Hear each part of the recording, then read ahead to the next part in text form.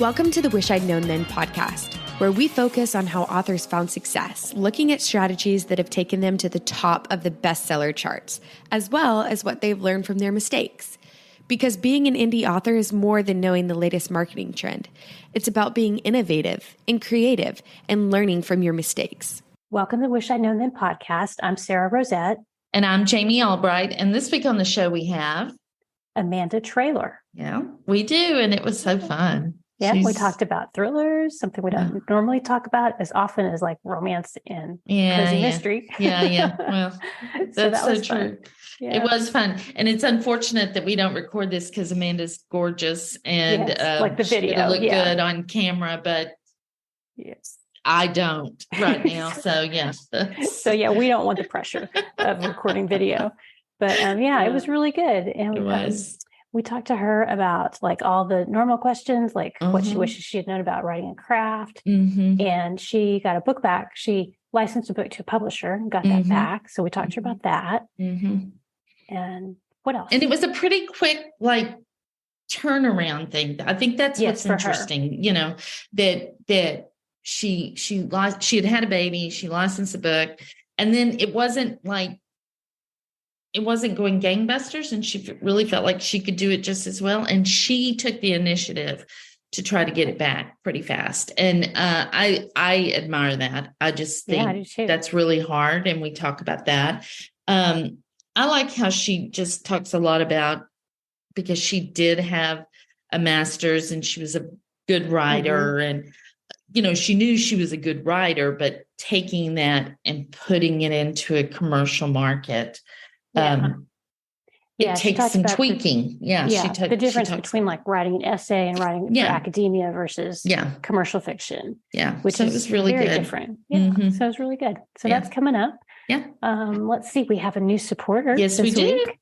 So thanks to Jean Marie, and she picked the Red Heart to go with her. So well, thank you, Jean Marie. She might write romance, I think. Or she just loves us. That's true. So thank you to her and to all the other supporters. We love it. We're so happy that y'all are supporting us and want the podcast to show your support for the podcast. We love that. We love it.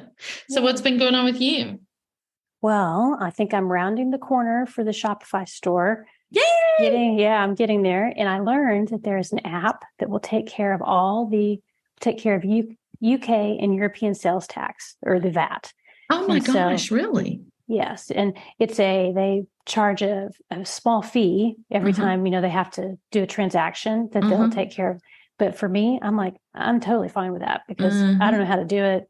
So anyway, so I got that installed yesterday, and I think I have most of my books up and getting ready to launch, like turn it all on, see if it works. So that's good. So that's pretty much all I've been doing, is that, and just like, catching up on all kinds of other little nitnoid tasks. But so it's like, this is why I love Sarah. She's always trying the new things, and then she tells me if they work. So that's awesome. I'll let you know on this store. So what about you? What have you got going on? Not much. I've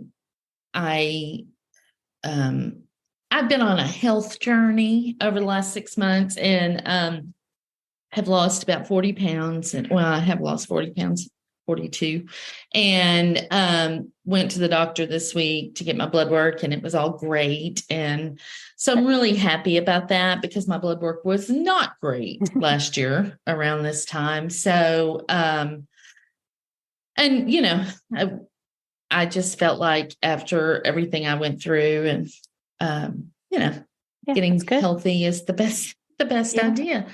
So that's good. But I did want to address something, and we get from Buzzsprout, we get like an email from them that just is like our ranking and everything. And that came through, but at the top it had a review, which I didn't even know.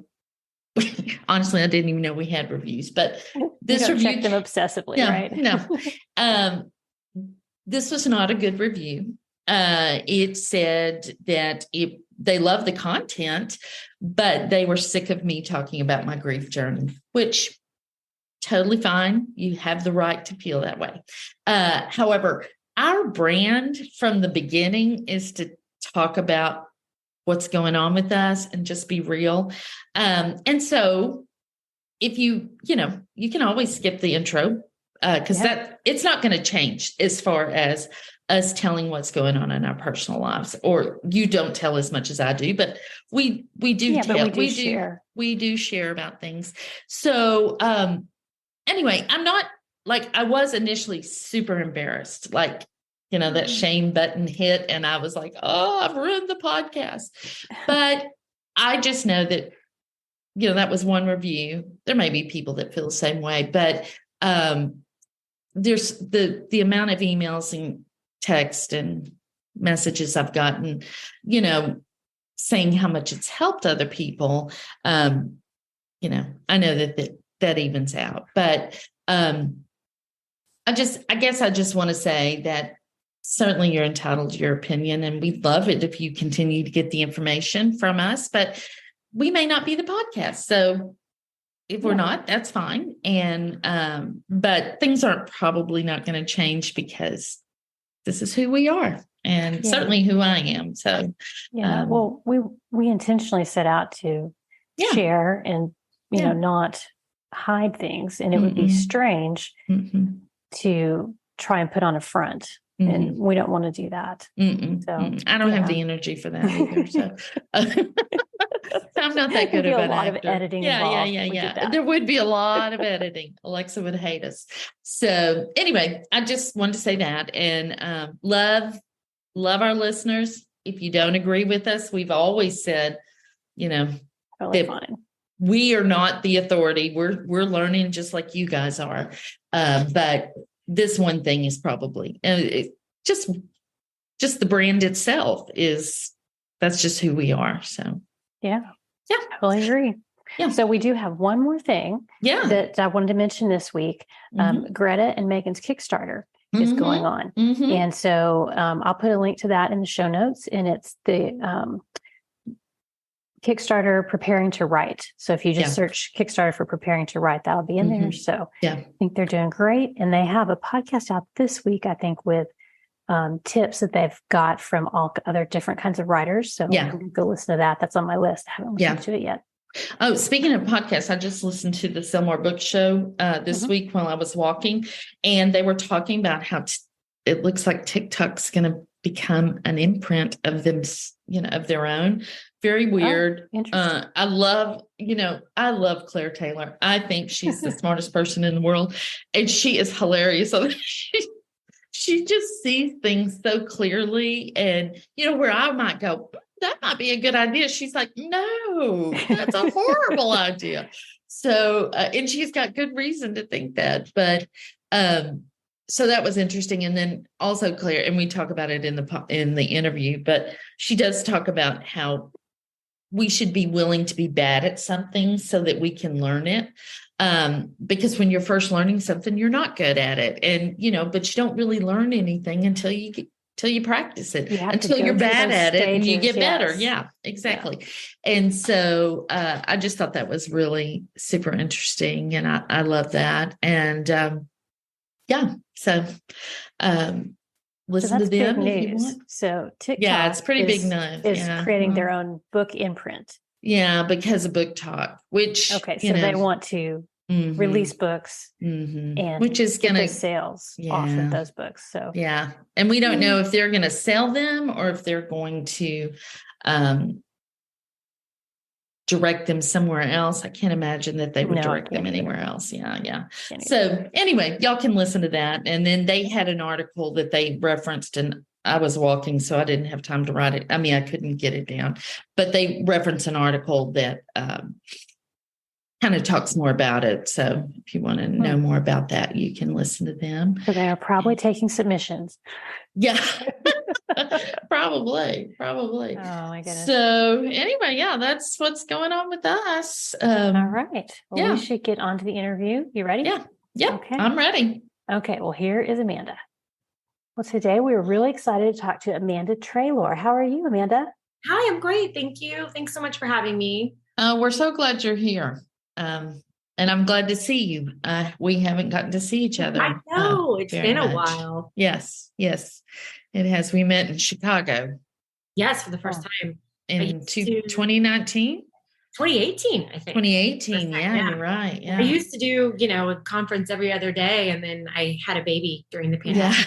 Yeah. It turns out it's a lot harder to go to Vegas with it. Yeah, it is. They do tend to slow you down just a little bit. Right. Well, you're going to read her bio? Yeah, let's read your bio and then we'll get into the questions. I forget, we've only done about 3 years of these episodes and I forget the order. So.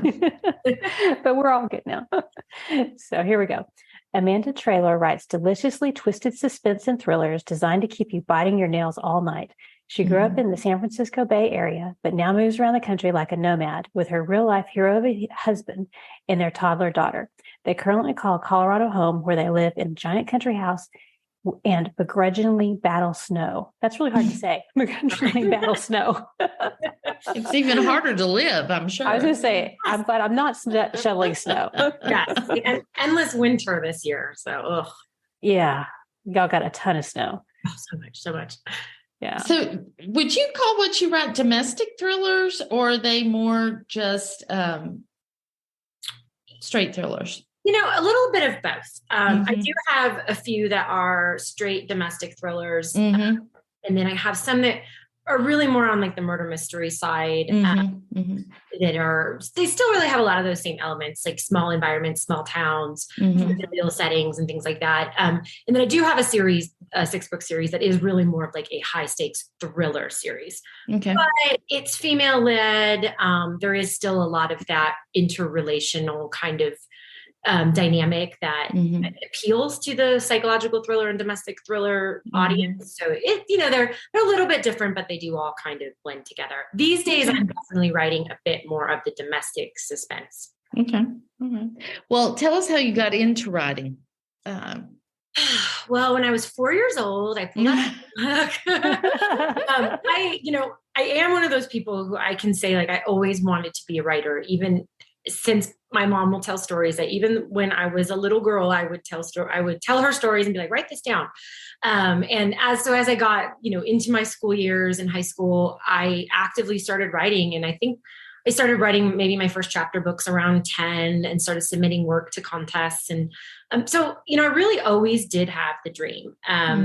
I went into college kind of wanting to be a writer, not having no clue how to actually do it, but I majored in English and journalism and really kept working on my creative writing. But it took me a while. I mean, I was in my late 20s before I really got the confidence, I suppose, to write an actual work of fiction, to write a novel and put it out into the world. I had written some terrible work, in my 20s that probably shouldn't have gone out into the world. So that's what I waited. But I had gone to grad school and I had written a thesis and it was like 400 pages and I published it. And I thought, well, if I can write this boring thing and make it work, maybe I can actually write a book. So I did. And then, rest is history. That's right. And when was that? I published for the first time. It was like December of 2014. Oh, okay. So that's pretty early. Yeah. So it was kind of early days of indie publishing. So I didn't do a lot the first couple of years. I admit, I put out one book and then it was like a year later. So I didn't really hit the ground running. But I did start to get, put my toes in the water that early. Yeah. Nice. That's great. Yeah. Well, what is your definition of success? I think it's tiered for me. I think, of course, the first layer of it would be just to write books that people enjoy. If I can entertain people, if I've written something quality that meets people's expectations and helps them waste a few hours and lose a little sleep, I feel successful in that. Second tier, of course, is being able to financially contribute to my family. I'm lucky. I'm a dual income household, so it's not all on me to support everybody, but being a meaningful contributor really matters to me. And then, of course, the real definition of success will be when we retire to an Italy, an island. My husband can just, lay on the beach and pray. So that's great. And I'll drink wine all day and it'll be fabulous. Yeah. I love that tiered idea. Yeah. I mean, I think that you have to measure success in steps or else you might go crazy. If you have these lofty goals of what success is, you may never get there because you'll get really discouraged. That's just me anyway. No, that's wise. Very wise. Mm-hmm. Well, what do you wish you'd known about writing and craft when you started? Writing and craft. I think that it evolves. So as I was sort of saying, I have someone who I can kind of say I've studied writing and practiced my whole life, really. And so I can say with confidence that I went into this as a good writer. Like I had won contests, I had been graduate student of the year, things like the third-party accolades that give you the confidence to say like, yes, I can write. But it doesn't mean that your writing won't evolve as you grow as an artist, that you may learn, you're going to learn for the rest of your life how to improve. And you also just may discover a new voice or a new style. And that's okay. I don't think there's just one way to do it. And I think as someone who kind of had a traditional like English major background, I kind of went into it thinking like there's only one like, classic way to write. And that's just obviously not true. So, right. So I guess maybe the question is, what do you wish you'd known about writing thrillers? Because isn't that different than it is? I wish I had known, I think this applies to commercial writing in general, because I even started out sort of writing romance and some YA. Like I had tried a few things in the beginning. I think I wish I had realized that being a great writer or having a master of the craft doesn't mean you can write a commercial thriller or a commercial book at all. Writing an award-winning essay, right? Literary essay in college is not the same thing as penning something that people want to read in a commercial setting. Especially these days, I think people have shorter attention spans. Things are snappier. Commercial fiction moves faster. Right. And I think we've all seen those books that have risen to the top and you're like, but the writing is so bad. And kind of the snob in you wants to tear it down. And so I think what I wish I had known and realized is that there's just being a good writer is important, but it's only one part of the puzzle. You have to understand the market. You have to write a story with a good plot that moves along. You have to have compelling characters. You have to have compelling characters, right? So there's many things that go into it. So just being a good writer doesn't necessarily get you where you want to be. Yeah. I would tell my younger self that. What'd you say? I would tell my younger self that. Yes, I know. Wouldn't we all? Yeah. Yeah. Well, what about marketing? What do you wish you'd known about marketing? That it's impossible. I think that there are a lot of people who are very successful at marketing and they are so generous in sharing that information with other people. But I think one of the things I wish I knew early on was that just because this particular way worked for person A at that time, it doesn't mean it's going to work for you the next time. Every situation is different. I do think there's a certain amount of luck and timing that goes into marketing. I think there's best practices. And obviously we know that there's certain things that percentage wise work. But the industry changes every day and Amazon changes its algorithm every day and Meta and Facebook and just the market's appetite changes. So just because this thing was hot a month ago doesn't mean it's hot now. Right. And so I think that having some patience, I got really frustrated trying over and over on some of these methods that a lot of the great, teachers of our industry were putting out there. And I'd be like, I just don't understand. It's not working for me. And finally I had someone just say like, sometimes that's just the way it goes. Like sometimes a method that worked for somebody just isn't going to work for your book or you. It's timing and it's the, just the dumb luck of it sometimes. So wish I hadn't done that. Yeah. And I'm trying to try new things. Like I think sometimes we're so convinced that a certain method will work that we bang our heads against the wall just a little too long instead of just pivoting to try something new. Convinced it's going to work. But especially if you hear a lot of people having success in certain, whatever it is that's hot right then, sometimes it's hard just to try it. And if it doesn't work, just say, okay, that didn't work for me and move on. Sometimes it's hard because we tend to want to like keep tweaking and there's so many factors too. When you think about like, you've got your own personality, what your readers like, the market, there's so many variables. So just because it worked for somebody doesn't mean the pattern isn't always replicatable. Yes, so, absolutely. That's a great way to put it. Yeah. I wish I had known that because I might have kept my mouth shut about something. But Jamie, we all love it when you open your mouth.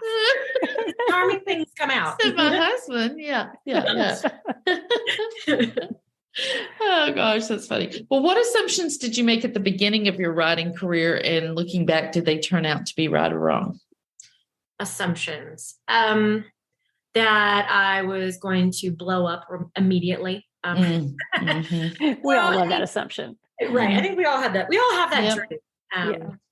I think it goes back to a little bit what I was saying about the craft just being one part of it. I think that I assumed that I didn't necessarily have anything to learn in that area. Like, oh, well, I'm a master of the craft. And this sounds really snobby of me, but I'm saying this through the eyes of reflection and, understanding my youthful error, that I think as a younger person, I assumed that just because I had like the proper education in the area, that it was going to be all I needed. And I also people tell you how difficult this industry is, but I don't think you really know how difficult this industry is until you get into it. Yeah. So there were a lot of assumptions I think I made about how things were just going to go. Because you hear these success stories and you want to be one of them, and that's great. But like when I first started out and I was like querying agents, and I was like, well, I'll send it a couple out. 2 weeks later, I'll get an acceptance, and then 2 weeks later, we'll have a book deal. Like that's just how it's going to go. And it's just like the movies, right? Yeah, it doesn't. And there's so much you can't control. I think that's what makes this business, and probably any creative business. I think about the music business and stuff. I mean, there's just so much you cannot control. And because the people making decisions, their decisions are so subjective. It's based on taste. It's based on timing. It's based on whether they had their coffee that morning or not. Absolutely. I mean, what kind of mood are they in? Exactly. We have to remind ourselves too, like we're consumers, and we've all picked up a book that we just weren't in the mood for, and we didn't enjoy it because we weren't in the right headspace. Right. And then maybe you've picked it up later and been like, oh, actually, I really do like that, or or something. And so I think we have to remind ourselves that art is so subjective, and what we do is art. And so, yeah. I mean, we treat it like a business because we are independent business people, but at the end of the day, it is art, and people treat art in a weird way, and sometimes they're not very respectful of it. Not. No. It's a unique business where people will go online and just slander you for like, why? What did I do to deserve that? Right. Exactly. Yeah. You sometimes have to have a really thick skin. I think always. I think always. And if you don't, then, you have to either protect yourself or develop it. I mean, and I've found out that the way I look at it now is a lot of times the reviews tell you more about the person that's reading, the reader, than it really is about the book. I mean, sometimes that's the case. But they didn't have their coffee. That's right. I think, like when you first put a book out, I think the reviews can sometimes be helpful if you're hitting a mark, or, you're getting in front of the right people. But yes, a lot of times you get that 1-star review and you're like, oh, you just had a bad day, didn't you? Yeah, exactly. Exactly. Yeah. And it's even worse if it's on somebody else's book, describing somebody's book that, that you haven't really written, and you're like, whoa, wait a minute, that's not right, which is super frustrating. Yes. Well, what's the most important lesson you've learned, do you think? Most important lesson I've learned is that I do think that, kind of piggybacking off what we were just saying, that this is a business, and it's a really hard business, and that you have to take, which is so hard to say because we're so personally invested in our work, but you do have to divorce yourself a little bit from the outcome, because if you take everything personally in this business, you won't survive. Because people are, like we said, like reviewers are mean, like it's constant rejection. I think whether you're pursuing the independent track or the traditional track, you're either going to be getting, unless you're lucky and I hate you, you're just getting tons of rejections in the beginning. You're going to get books that just don't sell. If you're an indie, you're going to put stuff out there and it's going to flop. And it's just really hard. Like success is really hard in this business. You're like an entrepreneur, small businesses fail all the time. All the time. Yeah. no matter what the industry is, right? Like startups fail left and right, restaurants fail. So I think you have to just remember that, and that it's not personal. It is the market. It's just the timing, or, maybe it is your craft needs improvement, or you need to improve, but you have opportunities to learn and grow, and you don't fail until you just quit, so you just have to keep trying. You have to be willing to pivot, learn from your mistakes, be tough. I mean, it's hard. I mean, we all have breakdowns, right? I've cried over botched book releases and bad reviews, but you get back up. You get back up, but they are hard. They are hard. Sometimes you're crawling back up. Yes, exactly. You have to have a hand up. Yeah, exactly. Well, like in terms of your thinking about your business and then also like writing your books, have you had have you had to change your thinking on that? I know we talked about like thinking, well, I know how to write, but I guess what I want to know is how have you changed your thinking on that? Because I know you had to make that pivot. Absolutely. I think part of it for me was realizing that I am not necessarily my reader. Oh, that's so good. Yeah. I have very specific tastes in movies and books, and I can be eclectic and out there, and the things that I'm into are not always the things that the mass market is into or my reader is into. And so in the beginning, he was like, write the book you want to read. I got a lot of that advice in early days when I was going on writing workshops and things. Write the book you want to read. Well, that's great, except it doesn't necessarily mean it's going to sell unless you're writing Marvel movies, or you want to read Marvel movies. So learning that you are not your audience, and that you need to be willing to make those changes to see what your audience wants to read. So it may be something that you don't necessarily like. You have to change your voice. You may have to change the themes. You may have to roll it back. I mean, I learned that a lot of lessons when I was first starting out trying to write romance. I wasn't successful at that because I couldn't follow the tropes, and I kept saying, yeah, but there are people out there like me who like it when you break the tropes. Yeah, there's a couple, but not that many. Most people want it. They want it for a reason. We have a very small group. Yeah, so we're just being, really having to learn that if I want to sell to my audience, I have to understand the market and understand my audience. So. Yeah. And I think you have to be able to make that choice. Like you don't have to. I say this all the time. You can go out on that limb and do your thing. Yeah. You just may find you're out there alone on that limb without an audience. And so, you just have to decide what it is you're willing to compromise on. If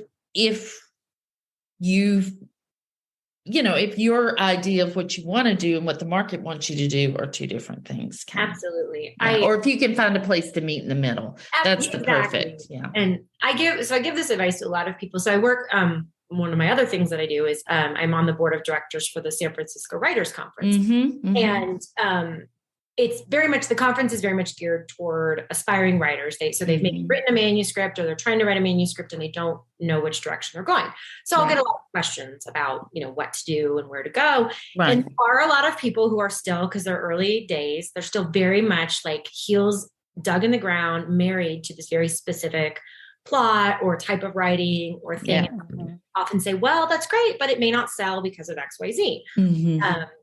And they'll be like, well, I'm not going to compromise my artistic integrity. And you're like, that's great, but please don't quit your day job if that's the case. Yes. Yeah. And so I think that's like you said, Jamie, that's the choice you have to make. Yeah. It's like you need a little Venn diagram where you can have what you love, what the readers love, and what the market wants, all together. If you can find that sweet spot, then. Exactly. And that's why a lot of people, they talk about writing to market. It's find that spot. And it's hard to do. I mean, it's not always easy. It's very hard to do. And that sweet spot doesn't guarantee you success. That's the thing. Not. Yeah. There are no guarantees. We've learned that. There are no guarantees. Yeah. Well, so when you made the move into more thrillers, was that kind of when this happened, like you switched from romance to thrillers more to be more on target with what you thought readers would want from you, or how did that work? Yeah. So, I mean, in the beginning, I enjoyed reading romance. And in the beginning, I actually kind of started out in young adult sort of dystopian romance. I was sort of hot at the time. I was playing around and I wrote it and it was fun. And then I kind of moved into more contemporary. But like I mentioned, it wasn't really where my heart was. And I think the stuff I enjoyed reading in contemporary romance was just not necessarily, it was very niche, right? And so it wasn't the stuff that was going to translate necessarily. So I found that I really enjoyed writing suspense. And so I tried out romantic suspense and I had a lot of fun with that. But again, it came down to, I wasn't always following the rules of romance. And so I had to make a choice. Do I want to be able to play fast and loose with some of those tropes that I can do in the thriller space, or I want to really pay attention to the tropes and do more of that? And I really found that at the end of the day, I wanted to focus more on the mystery or the thriller aspect with just sort of a romantic subplot. And so to this day, I mean, even though I write like, mystery thrillers now, I always have a little romantic subplot somewhere there because I think it adds a nice little layer. It does. And humanity to the story. So yeah, I mean, you can create a lot of conflict. Absolutely, even, with that. So the love interest may turn out to be a serial killer or something exactly. Like that, but it's still fun, right? As they do. So I found that when I made that switch, when I kind of decided, I took the books I already had and I really just changed them. I re-edited them so that and this was actually when I signed with my first agent. That was part of the process. Is she had said, the book's really great as a mystery, but the romantic element, it's just not quite working. Like you have to kind of pick a lane. I was straddling a little bit too much. So I left the sort of romantic storyline in there, but I just toned it down and made it less of the main plot. Right. And focused on, the mystery. And then that's really when I found sort of my groove. Yeah. That's great. Yeah. And readers love romance that can be, is it a series? Do you write in series or are they all standalones? I write some standalones and some series. I have a mix. Yeah. So yes, and they like the overarching, and it's fun. I have my thriller series. There is a couple throughout the series, and it's fun because they go on these adventures. They can break up, they can get back together. It's the B storyline, but it's not the main storyline. So just kind of adds some flair to it. Yeah, and that romance can really pull readers through a series. Like if it's just a subplot, they're like they're interested in that. So that's very good. That's a good choice, I think. So let's see if.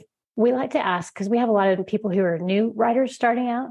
So if you were new, we have a lot of listeners who are new writers. So if you were starting over today, what would you do differently? Like if your first book was coming out, would you do anything differently? I would. I think that I would be a little braver in the beginning. I mean, I think we're all very shy in the beginning with our work, but I would be a little braver in putting my work out there and getting it in front of people before I published it, But I had a very small, and to this day, I'm still like this a little bit. It's a shyness thing. Very small circle of people. I even told that I was writing a book in the beginning. I mean, I think there was like 3 people we even knew. And I don't even think that it really registered to them until I came out and they're like, wait, you wrote a book? So I just didn't talk about it. I wasn't brave that I was doing this thing. I was really shy because I was so afraid of failure or judgment. So I would go back and, tell my younger self, like, screw it. Like, just be proud of this thing that you're trying to build. Right. And I would also ask more questions. I had a little bit of a fixed mindset in my early years where I was afraid that if I didn't already know it, like people would think I was, stupid. And especially going back to, when I was talking about how I had an education in writing and considered myself already a good writer, I felt like I couldn't ask questions because wasn't I already supposed to know these things? Which is ridiculous because no one knew anything about any publishing in the beginning, right? Like it was only a couple of years in by the time I got around to it. So, not be afraid to ask questions, network with other people who are also in the same space as you, find mentors and be willing to fail a bit more and try new things. Like I was so afraid of failure in the beginning that it held me back. And it took me a few years before I could finally just like embrace the failure. Yeah, that's good. That's good. Yeah, that's a hard point to get to, I think. Embracing it really is. It is. And you were young. I mean, you were, in your late 20s. Late 20s when I first. Yeah. I mean, that's still really young and it's hard to do that. Like I always say that I didn't start writing until I was 50. And my husband and I agree on this. I couldn't have done it one day earlier because my skin was not thick enough to do it, to be willing to be vulnerable and say, I don't know what I'm doing, somebody help me or whatever. But Claire Taylor talks about this on this week's Sell More Book Show about just being willing to be bad at something so you can get better at it. And I think that's so smart, but we don't think that way a lot of the time. Yeah. It's so hard to say like, wow, I don't know what I'm doing. I'm terrible at this. Will you help me get better? Like, especially really I think there was so many success stories in the early days, the gold rush, I think they were calling it, that you saw these people that were just going in and making money left and right in indie publishing. And you just thought, well, yeah, I can do that too. And then you don't. And then you're just embarrassed that you're not successful. Yeah. So it's a mindset, it's a mindset. It is a mindset. When you're young, it is hard to have that no matter what. It takes most people a long time to get there. Yeah. Yes, it is. Well, we wanted to talk to you about, so you had a series that was doing really well and you decided to sell it to a publisher, correct? I did. And why did you make that choice? Let's start there. Well, at the time, I thought it had more potential than I could give it. I had not yet gone into audio with it. And I had had people come to me like, are you going to go international with it? It's sort of an international crime thriller series. So I saw bigger potential that I just didn't really know where to go with it next. And I was approached by somebody who thought that it would be a good fit for this imprint that they were starting that was focused on thrillers specifically. And so after some discussions and conversations with people, I thought I was willing to give it a shot and see if they could do more with it than I could do. Yeah. I was also, at the time, my daughter had just been born. Yeah. So she was really young. I had taken almost a year off from kind of work, kind of maternity leave, because I had her in the middle of the pandemic. It was, and we had just moved to Tennessee. And so I was a little overwhelmed with things at the time. And I thought, if somebody wants to do some work for me, that sounds great. I'm willing to, that sounds wonderful. I'm willing to let them do that. So I signed over the series for, good royalty share and everything. Ultimately, I took the rights back because it wasn't really, this goes back to what I was saying about marketing. The things that they really believed they could do for me, in the end, they just couldn't. Like the successes they had with other books that were similar, they just didn't replicate it. And after a year, we just really weren't seeing the results. And I thought I can do, it wasn't really in an improvement over what I was doing myself. Right. And so the split was very amicable, very generous. There was no fight on either side. And so I was grateful for that. Yeah. But and I think it goes back to just, there are a lot of, like, even in the traditional space, like a lot of books that sign with big publishers or little publishers, they fail. It's so hard to market. You don't know. Because what's selling, it's like, I think a lot of what might've happened, what was selling then when we first had the agreement, by the time we actually got around to like putting the books out and republishing them, it wasn't that trendy anymore. So it's like, didn't really do anything. So it was an interesting experience and a lesson. I regret it because I actually had a really great experience working with their developmental editors. We had really good high touch one-on-one, they helped me improve the books and it was great. So I think it was a really great learning experience. In the end, it was better to take it back. Right. So how long? And see, I don't see that I'm going to say, I don't see that as a fail at all. I just see that as, a pivot you try something and it doesn't go the way you think. And so you just, try something else. Right. Yeah, I agree. So I'm just curious, like how long was it from when you signed with them until the books came out? Was it like about a year maybe? No, not quite. It was like 6 months. It wasn't terribly long because the books had been written, of course. So we went through a deep editing and sort of marketing plan. and it came out originally just digitally. So there wasn't, so it was fairly fast to launch, but I just think, this industry changes quickly and, So they had it in total a year and then, or a year and a half. So was it written in your contract that you could get the rights back, or did you just say, hey, listen, this isn't working, which I think is either way is very good lesson for people. Yes, it was written. There was a fairly generous take back clause already. Okay. It wasn't quite that fast. I think I want to say the original contract was 3 years. And it had some certain language, like if after so many years it wasn't selling X amount or whatever. Right. And I had legal look at it and everything. And it was very fair. But I went to them prematurely and just said, hey, like this just really isn't working. And, do you really want to be putting resources in? Because I had another book that I was supposed to give them. And I said, before we go through this whole thing, like, let's just look at the sales. It's just not really working. Do you really want to put any more time and energy into this series either? And it was so it was kind of a mutual thing. Yeah. But I love that you did that. I love that you didn't just go, well, it's kind of that thing where you're like, well, if I just hang on a little bit longer, maybe, you were proactive and you took control of your career and your books. And I think that's so admirable, and it's hard to do, and it's hard for women to do. So it's hard for women to do, especially when your publishers are male. Yeah, exactly. And I, because I do think it is hard to, it's like going back to that admitting failure thing. And like you said, I don't see it as a failure.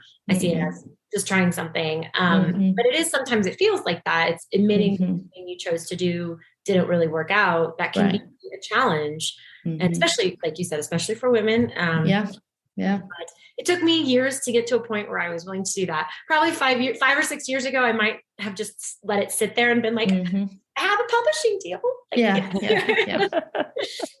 Right. And how have the books done since you got them back? Have you republished them and everything? I have. Yes, I have. And luckily it went really smoothly with Amazon. There was a little bit of complications in getting everything transferred back over. And but luckily it worked out pretty well. And then, they kind of just picked up where they left off from. I mean, it was a little slow to start because I had to kind of do everything, but luckily it just sort of picked back up. So that was nice. That's awesome. Yeah. And are you still writing that series? I do have one final book to write. I've been just, I know readers hate it when you do this, right? But I've been just all these kind of other projects that have come up, and that last book is just like, it's almost done. I just haven't quite finished it. Yeah. That's great though, that you've been able to continue it, to get it back, relaunch it, and continue the series. I think that's great. So thank you. Yeah. So I guess one other thing I wanted to talk about, because I think we have a lot of listeners who are in this same position, is writing with a small child. Like, I know that, you can see my face on that. So the podcast listeners, I don't have small children. I don't have anyone at home. So, tell us how you've balanced that, or the challenges of balancing that. A lot of martinis. Yes. Well, so the beginning, the first year, I had, and what I wish I had known, parenting vision. I had a lot of visions that, she was going to be born and she would just sleep in the sling and I would write, and it was so romantic. And if you've ever had a small child at home, that never happens.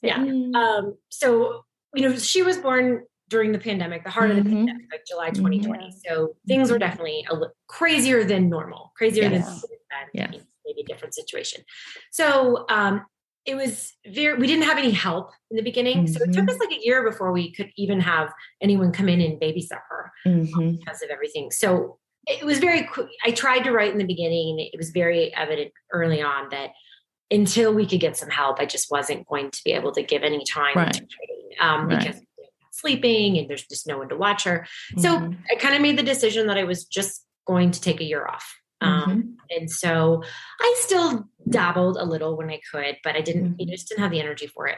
And then we moved to Tennessee when she was about 9 months old. And we finally, when she was about a year, got some part-time help. And I was able to kind of get back into it. But even now, she goes to preschool during the day. but it is still a challenge because it's, sleep, the mental energy to just sit down and create is really challenging. It's unpredictable, right? Like this morning we had a weather delay. So like 2 hours before I could bring her to school. So that's just 2 hours that I don't get to write or work. And so I think that you have to have some grace with yourself and know that it is a really challenging phase of life. Right. Everyone tells me it gets easier. I think they might be lying, but toddlers are this is probably the most challenging age. Oh yeah. There's nothing more feral than a 3-year-old. So, right. Like it's, or 2.5-year-old. Yeah. Can't leave them alone for 30 seconds. No. So having some grace with myself, just knowing that it won't be like this forever.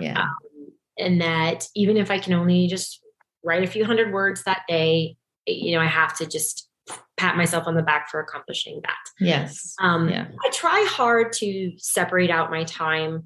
It helps me be a better mother and a better writer, that if I'm with her, just be with her and try not to, because if it took me a while where I was lamenting not being able to write, right? I was with the baby and I love my baby, but I was getting so like, oh, I just wish I was writing right now.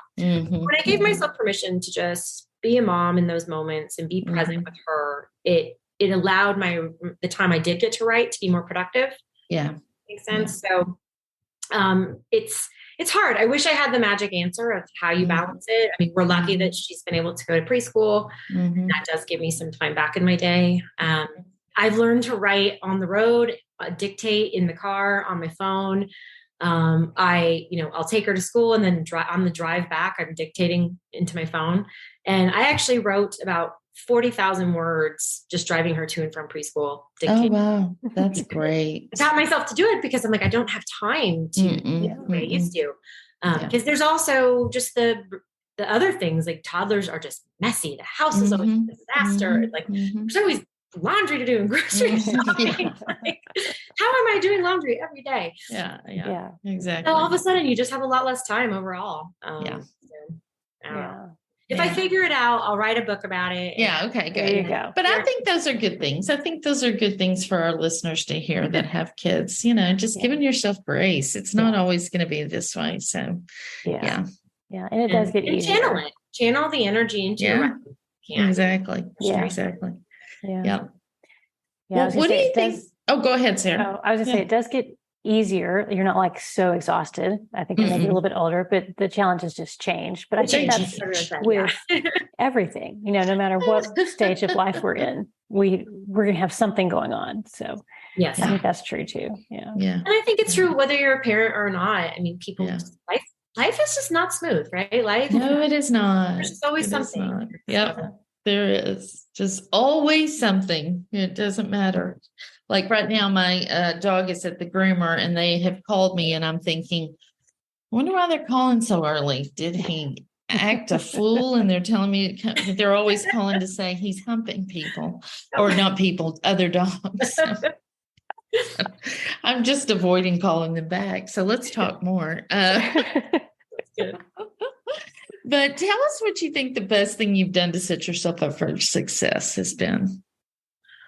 I think it's building a network of other writers and publishing professionals for a few reasons. One, the connections are what can help you get ahead. I mean, like any business, networking matters, I think. They can introduce you to people. And then just having that support. No one understands a writer like another writer. It's such a strange industry to be in. It's so nuanced. And I think even your most supportive friends and family at a certain point don't really understand it. And so I've found as I've gotten older and more immersed in this career that when I make new friends, they tend to be other, publishing professionals because they're just the people that get what I do day in and day out. And they're there to support you. No one understands the pain of a rejection or a failed book launch like someone who's been through it. So they're there for you. And my network through the conference that I work for has been just amazing. Like I've met people from all walks of the industry, from the vendors to agents and editors, and from the big fives to just other indies, and it's just it's such a dynamic and ever changing industry that you never know where the next opportunity is or the next, just exciting thing you might get involved in. And so building a network of people has been really valuable to me. Yeah. And by the same token, nobody understands your success better than another author. They know how hard it is. So you have someone you can actually celebrate with that really understands. Yeah. And I think that's awesome. Right. I make it sound like it's all failure. It's not. No. But it's true. My best friend, her name's also Amanda. She is another writer, and we're going through a lot of the same things at the same time. And so that, we both have some books out on submission. We both have indie books. We're feeling those ups and downs, those successes together, and no one else kind of gets it, like in the trenches doing the same thing. That's right. That's right. Yep. Your family loves you, but there's a point where they're like, their eyes begin to glaze over, when you start talking about colors and fonts on covers and things and character quirks and stuff. They're like, I just downloaded lemon milk font and it's the best thing. And they're like, what language are you speaking? Well, this has been great talking to you. It's been really interesting to hear the perspective about the publisher getting the rights back and everything. We just had somebody else on last week who had done this as well. So it's good to get different perspectives. Yeah. So tell everybody where they can find out more about you and your books. Absolutely. Thank you again for having me. It's been wonderful. Sure. You can go to my website, which is just amandatraylor.com, and you can find out, all about just my books and me, or if you want to engage, I'm most active on Instagram at Amanda Traylor author. And you'll find a lot of pictures of martinis and me being silly and having fun. And I am on TikTok also at Amanda Traylor author. So, and you feel free to reach out and connect. So I love talking with people. I love talking with readers and writers. So. That's right. Cool. That's right. Very good. Very good. That is fantastic. And we'll have those links in the show notes at wishidknownthenpodcast.com.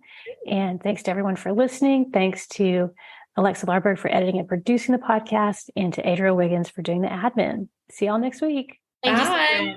Bye. Thanks for listening to the Wish I'd Known Then podcast. We hope this episode inspired you, empowered you, and made you laugh a little bit too. If you loved it, tell your friends about it. And if you feel so inclined, leave us a review. We look forward to being with you again next week.